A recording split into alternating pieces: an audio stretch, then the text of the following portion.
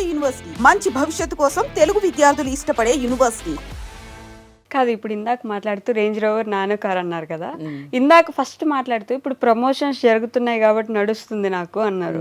మరి range rover ఉంది మీకు, ప్రమోషన్స్ మీద ఆధారపడి బ్రతకాల్సిన అవసరం ఏమొచ్చింది? రేంజ్ రోవర్ ఉన్న వాళ్ళు ప్రమోషన్స్ మీద బతుకుతున్నారంటే ఎవరో నమ్మరు. ఫస్ట్ రేంజ్ రోవర్ లో డీజిల్ పోయాలంటే పని చేయాలి కదా, చాలా ఖర్చు అవుతుంది. అది 7-8 కిలోమీటర్లే ఇస్తుంది మైలేజ్. రేంజ్ రోవర్ కొనుక్కున్నారు కదా ముందైతే. ఫ్యాక్ట్ మేము కొన్నది ఇద్దరం కలిసి లాంగ్ బ్యాక్ 6 years బ్యాక్ కొన్న, 5 years బ్యాక్ 2019 రేంజ్ రోవర్. అది దానికి ఈఎంఐలు కట్టి కట్టి కట్టి ఇప్పుడు మా సొంతమైంది తప్ప దానికి చాలానే కష్టమైంది. దాన్ని మెయింటైన్ చేయాలంటే సర్వీసింగ్ ఇస్తే తెలియని వాళ్ళు లేరు. 70,000 80,000 1 lakh కూడా అవుతుంది. మొన్న రిపేర్లు బెల్టులు అన్ని చేంజ్ చేసి 3 lakhs అయింది. 2 months నుంచి కడతలేడు మా అన్న. వాళ్ళకు సర్వీసింగ్ చేపించి తెచ్చిండు, ఉద్దర పెట్టిండు. సో ఇయ్యకపోతే ఇప్పుడు మళ్ళీ అన్ని జమ చేసి నాకు వచ్చిన డబ్బులు కొన్ని, మా అన్నకు వచ్చిన అన్ని ఆయనకి ఇచ్చినాం. సో ఇంత కష్టం ఉంది. అట్లని ఇప్పుడు రేంజ్ రోవర్ తీసేసి సైకిల్ కొనుక్కొని తిరగలేము కదా. సో ఎంత కష్టపడి ఇష్టంగా కొనుక్కున్న దాన్ని మెయింటైన్ చేయాలి కాబట్టి చేస్తున్నాం. కానీ మీ లైఫ్ లో ఇట్లా అంటే ఒకసారి మోటివేషనల్ స్పీకర్ అయ్యారు, ఒకసారి బిజినెస్ మ్యాన్ అయ్యారు, ఇంకోసారి ఒక ఫామ్ నడిపించారు, మళ్ళీ ఇంకో ఫామ్ నడిపించారు, ఇప్పుడు మళ్ళీ ప్రమోషన్స్ చేస్తున్నారు. అంతకుముందు మీరు చెప్పినట్టు కాలేజ్లో బాయ్ గా చేశారు. ఒక్కొక్కటి ఇట్లా మార్చుకుంటూ ఎందుకు వస్తున్నారు? ఒక్కదాని మీద ఎందుకు స్టిక్ అవ్వలేదు ఎప్పుడు కూడా? నేను స్టిక్ అయ్యా కావాలనుకున్న పరిస్థితులు స్టిక్ గా అనియలేదు చాలా సార్లు. ఇప్పుడు టీచింగ్ చేసిన తర్వాత నేను దీనికోసం పుట్టలేదు అనిపించింది. ఇష్టంగానే చెప్పిన సబ్జెక్ట్ కూడా నాకేమి అది బ్లడ్ లో అనువనువున లేకుండే. అంటారు కదా, నచ్చిన పని అన్నా చెయ్యాలి, వచ్చిన పని అన్నా నచ్చినట్టు చేయాలి. నేను వచ్చిన పని నచ్చినట్టు చేసిన.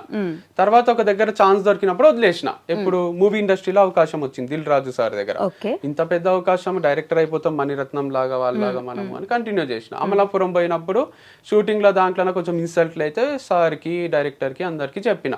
ఇన్సల్ట్ అయినా అంటానే నేను ఇంట్లో డాడీకి చెప్తానే అన్నని అక్కని తిడతారు కదా, అట్లా వాళ్ళందరినీ పిలిచి తిడతారు అనుకున్నా. వంశీని మంచిగా చూసుకోవాలి, కానీ ఫ్యామిలీ వేరు, ఆ ఫిలిం ఇండస్ట్రీలో ఆ ఫ్యామిలీ వేరు అని తర్వాత అంతే తిడతారు.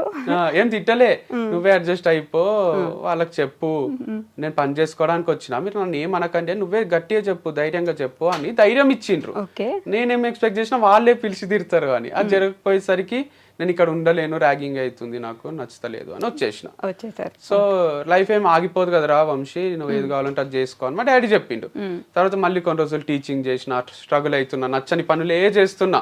సో మనసులో ఏదో ఉంది, చేసే పని వేరుంది. సో అట్లా చేస్తూ తర్వాత ఒక యాప్ ఓపెన్ చేసిన, అది ఫ్లాప్ అయింది. తర్వాత ఈ ఫార్మ్స్ డిస్కషన్లో దాంట్లో బతుకు తెరువు కోసము ఎడార్లు ఉన్న వాళ్ళకు తెలుస్తుంది నీళ్ళ వాల్యూ అన్నట్టు. ఆల్మోస్ట్ టఫ్ సిచ్యువేషన్స్ లో మాకు వాల్యూ తెలిసి మేము కష్టపడి గ్రో అయినాము. సో తర్వాత ఇదే కంటిన్యూ చేసిన. ప్రమోషన్స్ ఎందుకు చేస్తున్నా అంటే, ప్రమోషన్స్ కూడా ఏం ఫీల్డ్ చేంజ్ చేయలే నేను. అప్పుడు నా ప్రమోషన్స్, ఇప్పుడు అందరు ప్రమోషన్స్ చేస్తున్నా. I'm enjoying it. అండ్ మీరు అన్నట్టు ఎందుకు మారుస్తున్నారు అనడానికే కూడా తప్పేముంది. కేఎఫ్సి పెట్టిన అతను 60 years కి పెట్టిండు. ఆయన అన్ని మార్చుకుంటూ వచ్చి ఫ్లాప్ అయ్యి స్టార్ట్ చేసిండు. బిల్ గేట్స్ వాళ్ళు కూడా చాలా లోస్ హైస్ చూసే సక్సెస్ అయిన వాళ్ళు ఉంటారు. ఈవెన్ రజనీకాంత్ కూడా కండక్టర్ గానే చేసిండు కదా. కండక్టర్ గానే ఉండాల్సిందే, ఒకటే ఫీల్డ్ లో నువ్వే బస్సులు కొనుక్కోవాల్సిందే, వేరే కండక్టర్లను తీసుకోవాల్సిందే అంటే సూపర్ స్టార్ కాదు కదా. సో అట్లా సద్గురు కూడా ఇప్పుడు పెద్ద స్పీకర్, ఆయన లెక్చరర్ గా చేసిండు, ఎంఏ లిటరేచర్ అవి చదువుకున్నాడు, ఏమేమో పనులు చేసి అన్ని ఫెయిల్ అయ్యి ఇప్పుడు ముసలాయన అయినాక సక్సెస్ అయ్యిండు. సో అట్లా పెద్ద సక్సెస్లు చూసిన వాళ్ళందరూ 100 పనులు ట్రై చేసిన వాళ్ళే ఉంటారు. అట్లా 100 పనులు ట్రై చేసి ఎక్కడో దగ్గర ఆగుదాం అనుకుంటున్నారు. అంటే అదే ఫార్ములా పాటిస్తేనే జరుగుతుంది అట్లా లైఫ్ లో. Maybe life is making me even more stronger. ప్రతి దానికి రెడీ చేస్తుంది అనుకుంటున్నాను. రెడీ అయినారా మరి? అంటే ఇన్ని తట్టుకున్న తర్వాత ఆటోమేటిక్ గా గుండె కొంచెం స్ట్రాంగ్ అవుతుంది, మైండ్ స్ట్రాంగ్ అయింది. ఎందుకంటే రాహుల్ ద్రావిడ్ ఒకటి చిన్నగా చెప్తా, ఆయనకు అవకాశం వస్తలేదు ఇండియన్ క్రికెట్ టీమ్ లో. గంగూలీకి, సచిన్ కి అందరికి వచ్చింది, ఆల్మోస్ట్ సేమ్ ఏజ్ గ్రూప్ వాళ్ళు. ఎందుకు వస్తలేదు అని బాధపడుతుండేనంట, ఇంట్లో ఊరికే కూర్చుంటున్నా అనే ఫీలింగ్ వస్తుండే. కాకపోతే ఆయన మొత్తము రంజీ మ్యాచెస్ అన్ని ఆడి ఆడి ఆడి ఆడి గేమ్ అంతా ఇంప్రూవ్ అయిపోయింది ద్రావిడ్ది.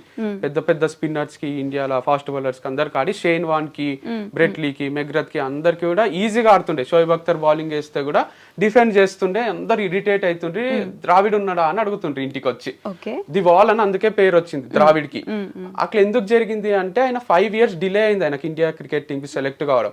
ఆ 5 years లో అన్ని నేర్చేసుకున్నాడు ఆయన టెక్నిక్స్, ఎట్లా డిఫెండ్ చేయాలి, ఎట్లా కొట్టాలి, ఎట్లా వికెట్ కాపాడుకోవాలని.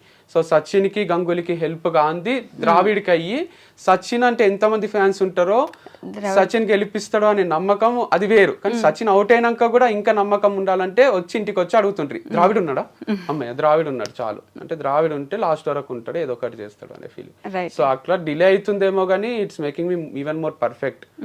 లైఫ్ అనే గేమ్ ని ఈజీగా ఆడేటట్టు చేస్తుంది. ఓకే, కాదు మీకు ఈ కథలు చెప్పడం లేదంటే ఇంకెక్కడో స్టోరీస్ చెప్పడం బాగా అలవాటు కదా, ఈ మోటివేషనల్ స్పీకింగ్ లాగా వెళ్ళేసి ఎక్కడదో ఎప్పుడుదో జరిగిన స్టోరీ ఒకటి చెప్తే కొంచెం మోటివేట్ అవుతారు జనం.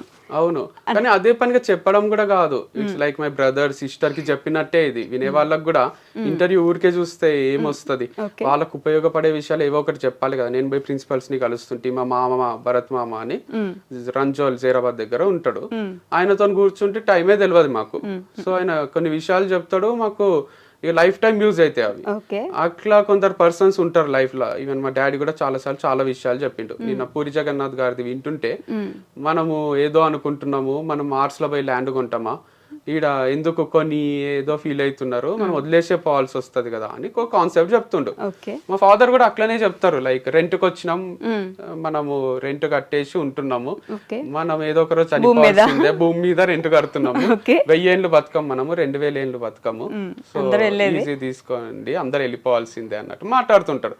నేను కూడా దిల్ రాజు సార్ దగ్గర ఆఫర్ వదిలేసినప్పుడు కొటేషన్ రాసింటి, ఆ మూమెంట్ కి బాధ కావద్దని. ఏమున్నోడు ఏం లేనోడు ఇద్దరు చచ్చిపోతారు. ఏమున్నోడు అంటే AIM ఇంగ్లీష్ లా, ఏమున్నోడు గోల్ ఉన్నోడు, ఏం లేనోడు అంటే తెలుగులో ఏం లేనోడు, ఏం లేనోడు అంటే ఒక గోల్, ఒక అంబిషన్ లేనోడు, ఉట్టిగా బతికేస్తున్నాడు, ఏదో సాధిద్దామని సాధించినోడు, అన్ని చేసేటోళ్ళు ఇద్దరు చచ్చిపోతారు. నీకెందుకు బాధ, లైట్ తీసుకో, లైఫ్ అనేది ఏం పర్మనెంట్ కాదు, ఇట్స్ టెంపరీ అని. బట్ ఇట్స్ లైక్ గోల్ ఉండడమే బెటర్. మెచ్యూరిటీతో పాటు అవి కూడా అర్థమవుతున్నాయి. సో గోల్ లేకుంటే ఎట్లా బతుకుతున్నాం, ఏం బతుకుతున్నామో అర్థం కాదు, రోజు ఫుల్ బాటిల్ తాగి పండుకోబుద్ది అవుతుంది, అది తప్పు కదా, లివర్ ఖరాబ్ అవుతుంది, మనకి ఎఫెక్ట్ మన ఫ్యామిలీ మెంబర్స్ కి. కానీ ఒక సైడ్ మీరు అన్నట్టు నిజంగానే మోటివేట్ అయ్యే వాళ్ళు ఉంటే, ఇంకో సైడ్ మా తలనొప్పి వచ్చాడు ఏదో ఒకటి చెప్తాడు మళ్ళీ ఇప్పుడు అనుకునే వాళ్ళు కూడా ఉంటారు నాకు తెలుసు. కానీ నీడ్లున్న వాళ్ళకి చాలా హెల్ప్ అవుతుంది లేండి, మంచి మాటలు, మంచి విషయం చెప్పడము, వాళ్ళకు లైఫ్ మొత్తం చేంజ్ అయ్యే ఛాన్సెస్ కూడా ఉంటాయి. సో నవ్వుతూ ఉండాలి, ఎనర్జెటిక్ ఉండాలి, సో ఫెయిల్ అయినా ఏం కాదు, ఎండ్ ఆఫ్ లైఫ్ కాదు అనేది ప్రాక్టికల్ గా ప్రూవ్ చేస్తున్నా కదా నేను. అంటే చెయ్యాలని ఇవన్నీ చేస్తలేను, కానీ చాలా టఫే. Company fail, marriage life fail, love fail, ఇది అది అని కాదు, అన్ని ఫెయిల్యూర్ చూసి కూడా పొద్దున్న లేస్తా, తింటా, పని చేసుకుంటా, బతుకుతా, ఒక అకౌంట్ ఉంది, కార్ ఉంది, అన్ని మెయింటైన్ చేయగలుగుతున్నా, అన్ని చేయగలుగుతున్నా, చచ్చిపోతలేను, బాధపడుతూ ఇంట్లోనే కూర్చుంటలేను అంటే మీరు ఎందుకు ఫీల్ అవుతున్నారు? చిన్న చిన్న వాటికి ఎగ్జామ్ లో ఫెయిల్ అయినాము, లైఫ్ లోనే ఫెయిల్ అయినా కదా.